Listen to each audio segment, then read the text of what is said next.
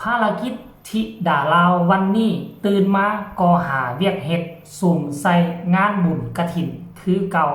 สุดยอดหลายอีลาธิดาลาวทักทายสบายดี FC แฟนคลับทุกท่านที่เคารพและนับถือเป็นอย่างสูงมาพบมาพ้อกันแบบนี้ทุกยามทุกเวลาก็จะได้เห็นหน้าของเจเบาลาวขอเพียงแต่ว่ามีข้อมูลข่าวสารเกี่ยวกับศิลปินต่างๆบ่ว่าจะเป็นธิดาลาวอะอายอุ๋งอิงฮักแพงเหล่านี้เป็นต้น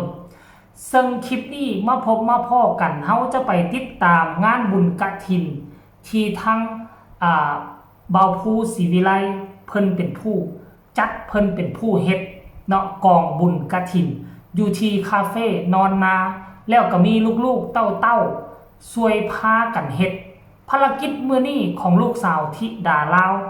ก็จะคือเฮ็ดข้าวตอกเฮ็ดข้าวต้มทานผู้ชม FC แฟนคลับ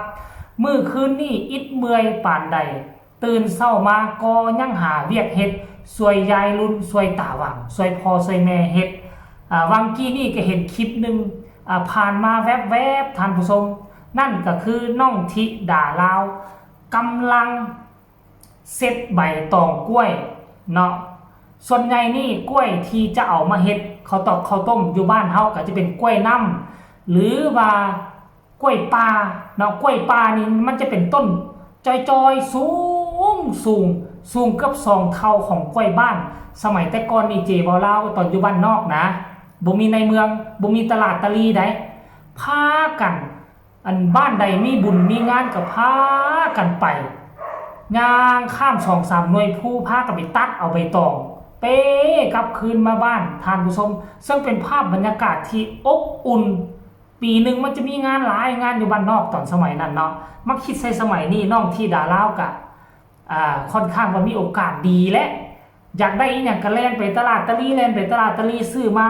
เนาะแต่ว่าใบตองกล้วยนี่เจโมลาวคิดว่าน่าจะบ่ได้ไปตลาดดอก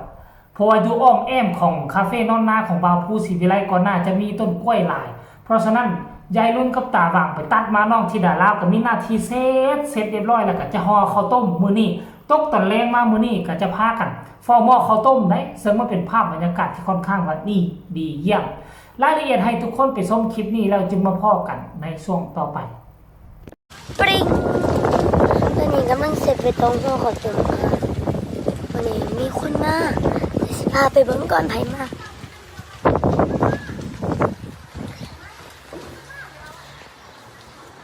แป้งเรื่องไผมาค่ะนี่อ้าวสวัสดีครับสวัสดีครับน้องธิดาลาวธิดาลาวใช่ไหมนี่ใช่ค่ะไม่ใช่ธิดาศิรนองเหรอไม่ใช่ไอหอบความสามมาเซรนองอันนั้นคนละเพลงกันเนาะน้องธิดาลาวต้องร้องเพลงอะไรนะหอบโผงข้ามฝันเอามาเห็นหยังโขงโมเมนบ่โมเมนห้วยเอ็ดหยังอยู่นั่งเอ็ดหยังอยู่หันน่ะเสร็จไปตองค่ะเอ็ดไปตองเสียข้าวต้มเอ็ดเป็นบ่ล่ะบ่ค่ะถือดีๆเนี่ยมันเอียงซ้ายเอียงขวาอยู่โอ้ยมันใหญ่มันคัดแขนมันไงมันขัดแขนเอาเปลี่ยนกันนั่นดิเอาตัวนี้ไป เปลี่ยนกันบ่ล่ะโอ้แล้วเราบอกย้ายมาแล้วนั่นน่ะบ่เสร็จแล้วตอนนั้นมันปิวไปบ่ได้ไปยิ้มเฉยด้วย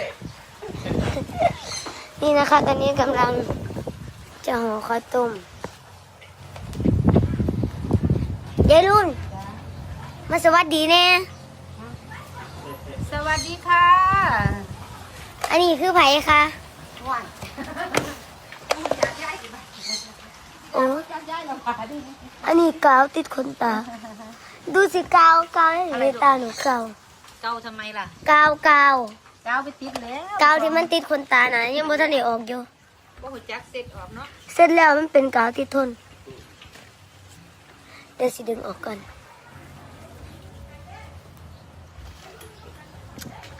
ไปค่ะเสร็จใบตองต่อเฮามาเด้อ18-19ปกตินั้นนามีคอนเสิร์ตประขึ้นสัดแจงค่ะนี่คือภาพบรรยากาศล่าสุดเนาะของการเคลื่อนไหวของน้องธิดาลาวเฮาก็จะเห็นทั้งผู้ไทยดำเนาะผู้ไทยดำเพิ่นก็มาเยี่ยมมาเยือนและคาดว่าเพิ่นก็น่าจะอยู่นี่แหละจนว่าฮอดวันที่19พุ่นแหละเพิ่นจึงจะยกย้ายไส้สวยไปทางอื่นเพิ่นก็น่าจะ มาช่วยเวียกช่วยการช่วยงาน และบ่แน่ว่าจะเห็นทั้งน้องปินกับบ่าวนิพนธ์จะมาร่วมงานครั้งนี้นำหรือบ่ทำชม MC แฟนคลับเพราะว่าบ่าวนิพนธ์ก็เป็นเคยลาวทั้งเมืองหยังอยู่ทั้งปากกระดงปากกระดิ่งเนาะแต่ว่าตอนนี้คือติดภารกิจไปช่วยพอเท่าแม่เท่าอยู่ทั้งปากกระดิ่งเกี่ยวเข้าอยู่บ่ว่าเพิ่นจะได้มาร่วมบ่เพราะว่าเขาเจ้าก็ไปมาหาสู่กันอยู่ได้ระหว่างบ่าวนิพนธ์กับพอผู้ศรีวิไลจนพอผู้ศรีวิไลนี่ไปแต่งเพลงความฮักระหว่างสองฝั่งโขงเนาะของนิพนธ์กับน้องปิ่นท่านผู้ชมก็อยากเห็นกลุ่มคนเรานี่มาพบมาพ้อกันมันคงจะเป็นภาพบรรยากาศที่อบอุ่นเนาะแล้วก็บ่แน่ใจว่าจะมีFC แฟนคลับของน้องธิดาลาวจะพากันลังไหลกันไปร่วมงานบุญครั้งนี้บ่เพราะว่ามื้อที่สนุกที่สุดเนาะจะเป็นค่ำคืนของวันที่18นี่อยากเห็นภาพบรรยากาศหลายคน FC แฟนคลับพากันไปตั้งโต๊ะตั้งเต้นนอ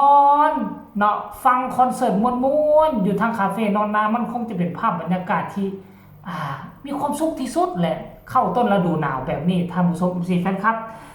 หลังจากที่น้องธิดาลาวปล่อยคลิปนี้ออกมาชั่วโมงเดียวนึงนะไปเบิ่งดูมี FC แฟนคลับมีคำคิดคำเห็นขึ้นแนวใดแดเนาะท่านผู้ชมคอมเมนต์แรกเพิ่นบอกว่าคำเว้านี้บ่คล้อง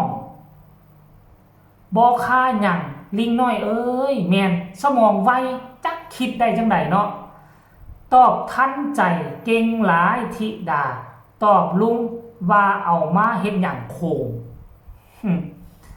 อันนี้คนลาวเด้อคนลาวทั้งสองคนละเป็นตาแพงเนาะน้องธิดาลาวผู้ต่อมาก็บอกว่าคันสิห่อข้าวต้มมัดผมแน่เด้อลูกว่าซั่นนี่ย่านผมตกใส่อันนี้คนลาวทั้งนั้นเลยเก่งแม่คำเว้าคำจ่าหั่นว่าซั่นอันนี้พี่น้องชาวไทยลิงน้อยเอ้ยว่าซั่นเป็นตาแพงครับธิดาลาวผู้นี้ก็บอกว่าพอผู้ว่ามีผู้บ่าวมาจีบลูกสาวแม่นบ่ไผล่ะมากล้าดึงนวดเสือแท้ฮ่าผู้ต่อมาก็บอกว่าทำอะไรคะน้องธิดาลาวคนนี้ก็บอกคักว่าซั่นเด้ผู้ต่อมาก็ว่าสบายดีว่าซั่นอันนี้น่าจะเป็นคนลาวเนาะพี่ไอซ์ไปไหนไม่เห็นเลยลูกสาวลาสดใสเสมอครับว่าซั่นเด้โอ้คนนี้ยาวเลยไม่รู้เป็นลูกเต้าเหลาใครพ่อไม่อยู่กับพ่อมาอยู่กับพ่อภูแม่พึ่งและยายลุนโคตรเหมือนเลยรู้เหมือนครอบครัวนี้มากหน้าตายังกะเลข11คนนี้บอกว่าเป็นตาสั่งคักอยากมีลูกสาวแบบนี้เด้ว่าซั่นคนสุดท้ายบอกว่าสาวลาวผู้หน้าหักเด้อว่าซั่นเด้ท่านผู้ชม FC แฟนครับนี่คือการเคลื่อนไหวล่าสุดของน้องธิดาลาว